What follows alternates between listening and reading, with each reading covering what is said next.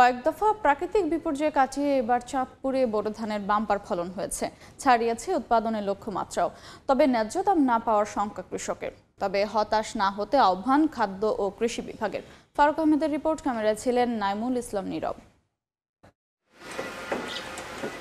মাঠ জুড়ে আদা পাকা ধান, কোথাও সবুজ আবার কোথাও সোনালি। মৌসুমের এই সময় হারভেস্টার মেশিন ও কাস্তে দিয়ে ধান কাটছেন কৃষক। চাঁদপুরে এবার ধান রোপণের শুরুতেই কয়েক দফায় প্রাকৃতিক বিপর্যয়ের মুখে পড়ে হতাশ ছিলেন কৃষক, কিন্তু সেই বাধা কাটিয়ে ঘুরে দাঁড়ানোর চেষ্টা ছিল তাদের। বাম্পার ফলনে কেটেছে হতাশা।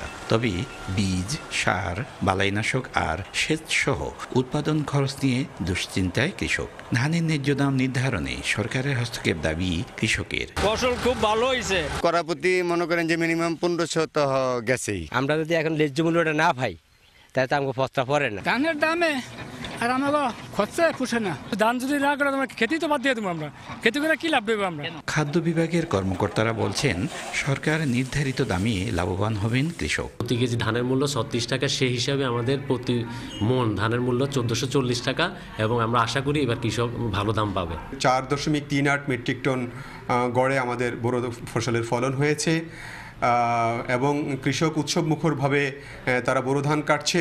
জেলায় এবার প্রায় 68,000 হেক্টর জমিতে বোরো ধানের আবাদ হয়েছে। ফারুক আহমদ, সময় সংবাদ, চাঁদপুর। 4 দশক ধরে আপনার ফাইন্যান্সিয়াল পার্টনার আইডিএলসি।